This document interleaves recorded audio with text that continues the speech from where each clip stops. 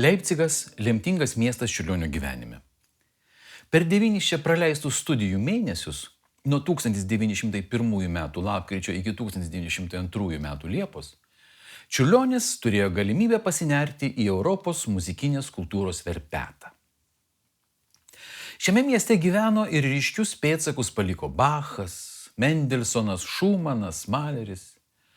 Čia rezidavo vienas puikiausių Europoje Gewandhauso orkestras.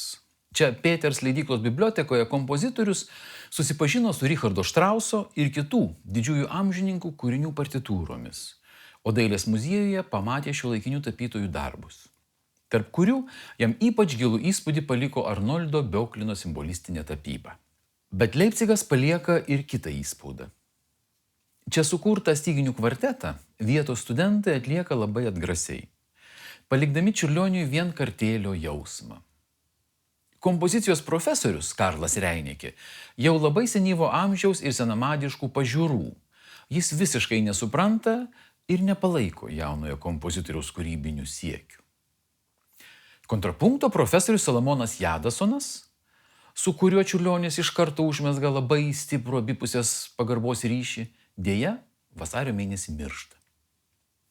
Netrukus po to suserga ir miršta taip pat ir kompozitoriaus mecenatas kunigaikštis Mykolas Oginskis. Finansinis palaikymas nutrūksta ir Čiurlioniui net tenka laikinai sustabdyti studijas ir rašyti maldaujančius laiškus draugams ir pažįstamiems, kad šie paremtų kompozitorių finansiškai. Viskas kažkaip susitvarko ir 1902 metų Liepos mėnesį Čiurlionis gauna studijų baigimo pažymėjimą. Bet patyrimų randai lieka tikrai gilūs. Taip, laimingas nebūsiu, kitaip būti negali. Pernelyg viskam esu jautrus, pernelyg viską imu į širdį, svetimų žmonių nemyliu ir jų bijau, gyventi su jais nemoku. Pinigai manęs nevilioja, laukia manęs vargas, abejoju savo pašaukimu ir talentu ir nieko nepasieksiu. Taigi, būsiu niekas, nulis. Bet suvoksiu savo padėtį. Liausiuosi svajojas, bet atsiminsiu savo jaunystės svajones. Nesijuoksiu iš jų, nes jos nebuvo juokingos. Būsiu lyg ant savo nebaigtos pilies griuvėsių. Pilies, kurios vaizdas sieloje glūdi, bet kurios jokia jėga iš griuvėsių nebeprikels. Ir žinodamas tai, argi būsiu laimingas? Ne, tai tiesa. Jau prieš pusę metų ta mintis ateidavo, o dabar įsitikinau. Tai liūdna, bet ką padarysi?